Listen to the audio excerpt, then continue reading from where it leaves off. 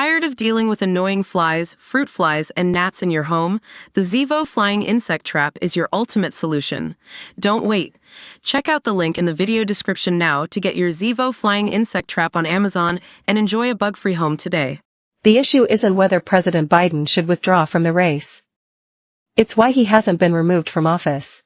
As Thursday night's excruciating NATO press conference proved, Biden is not remotely fit to serve. Earlier in the day, when he's at his sharpest, we've been told, he introduced Ukraine's President Volodymyr Zelensky as President Putin.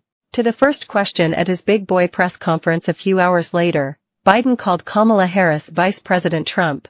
Friday morning, the largest Biden super PAC announced that they've frozen $90 million as long as Joe remains at the top of the ticket, per the New York Times. 17 elected Democrats, as of this writing, have called for Biden to cede the nomination. At least half a dozen more are reportedly preparing to join that call. Nancy Pelosi has signaled that she agrees. Former President Barack Obama is reportedly on board. Among other indicators, he gave the nod to George Clooney's scathing op-ed in the New York Times calling for Biden to drop out. This all leads to the only real question: if Joe Biden, ailing and flailing at age 81, isn't fit to run for office, how can he spend one more minute as president? To anyone who thinks sentiment is driven by partisanship, listen to Democrats themselves. I doubt the president is the one making important decisions about our country, wrote Washington State Democrat Marie Glissenkamp Perez on Thursday. How is this not a five-alarm fire?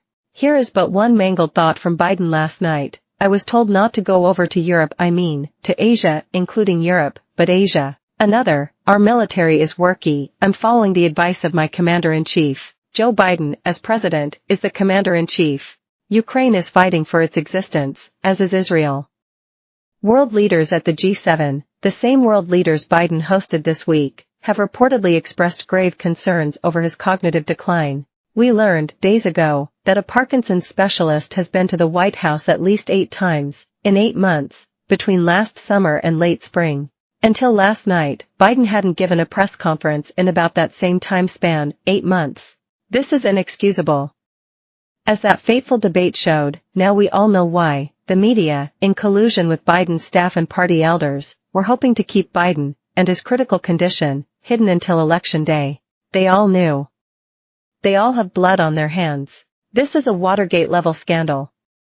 We have a sitting president who is not capable of doing the job. But too many in the media can't admit it, because to do so would expose themselves for the glorified White House stenographers they've become.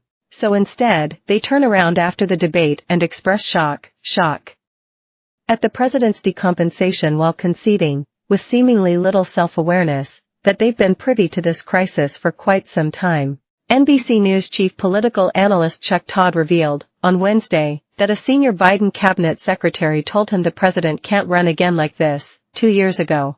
New York Magazine's Washington correspondent Olivia Nuzzi wrote, post-debate, that she'd been hearing of the president's steep decline for at least the past 6 months. She and her colleagues, she wrote, shared the same reaction to Biden at the White House Correspondents' Dinner in April. The group of reporters, not instigated by me, I should note, made guesses about how dead he appeared to be, percentage-wise.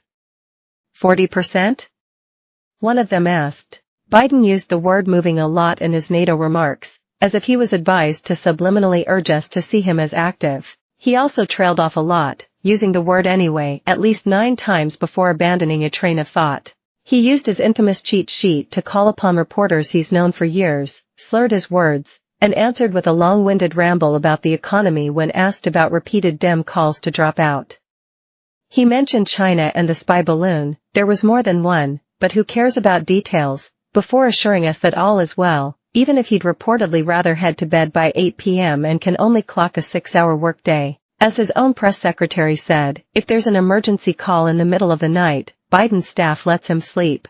Remove this man, now. He can't be too dangerous to run against.